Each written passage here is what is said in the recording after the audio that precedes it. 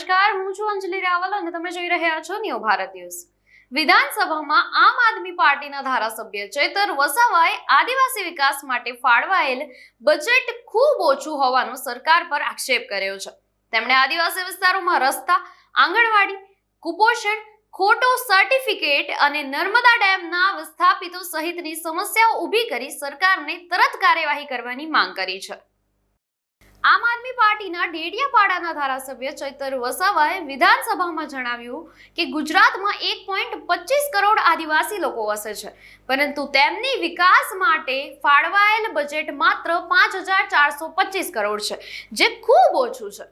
આદિવાસી વિસ્તારોમાં રોડ, આંગણવાડી, કુપોષણ અને સિકલ સેલ જેવી સમસ્યાઓ હોવા છતાં સરકાર આદિજાતિ વિકાસ ફંડનું યોગ્ય વાપરતી નથી।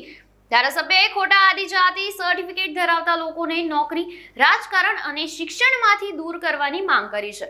સાથે સાથે પોસ્ટ મેટ્રિક શિષ્યવૃત્તિ યોજનામાં મેનેજમેન્ટ અને વેકેન્ટ કોટાના વિદ્યાર્થીઓને લાભ મળે તેવી રજૂઆત કરી। તેમણે આદિવાસી જમીનો વિકાસના નામે લેવામાં ન આવે જ્યાં સુધી ગ્રામ્ય સભાની મંજૂરી ન મળે અને વન અધિકાર અધિનિયમ 2006 મુજબ પેન્ડિંગ દાવાઓ આદિવાસી લોકોને આપવામાં આવે એવી પણ માંગ કરી છે। નર્મદા ડેમના વિસ્થાપિતોને વળતર અને પાણી ફાળવવા માટે પણ રજૂઆત કરી છે।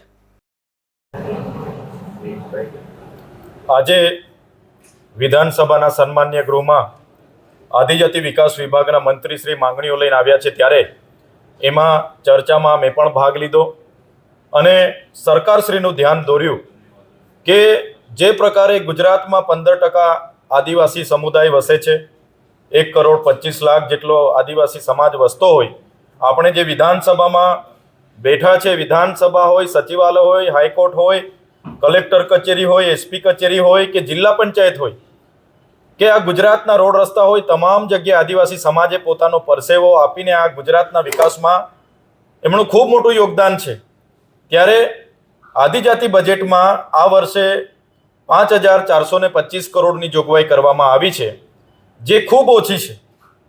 કેન્દ્રીય આયોજન પંચ એવું કહે છે કે 15% આદિજાતિઓની વસ્તી સામે 17.57% એમનું બજેટ હોવું જોઈએ, એની સામે માત્ર 1.35% જ આદિજાતિઓને બજેટ ફાળવવામાં આવ્યું છે। જે લોકો વિકાસથી ઝંકી રહ્યા છે, વંચિત છે, એના માટે પણ સરકારે 1.35% જે બજેટ ફાળવ્યું છે, ત્યારે આપણને એના પરથી ખબર પડે છે કે સરકારને કેટલી ચિંતા આદિવાસીઓની છે।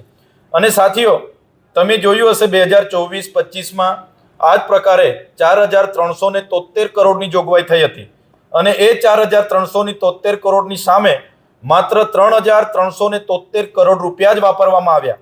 1,000 કરોડ રૂપિયા કાં છે, કયા હેડે પડેલા છે, એની કોઈ રેકોર્ડમાં માહિતી નથી।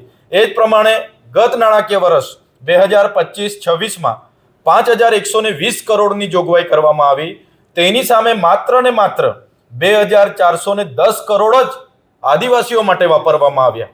ત્યારે એક બાજુ આદિવાસી વિસ્તારોમાં આંગણવાડી નથી, શાળાના ઓરડા નથી, કુપોષણથી બાળકો પીડાય છે। મારા જ નર્મદા જિલ્લાની વાત કરું, 11,253 બાળકો કુપોષણથી પીડાય છે।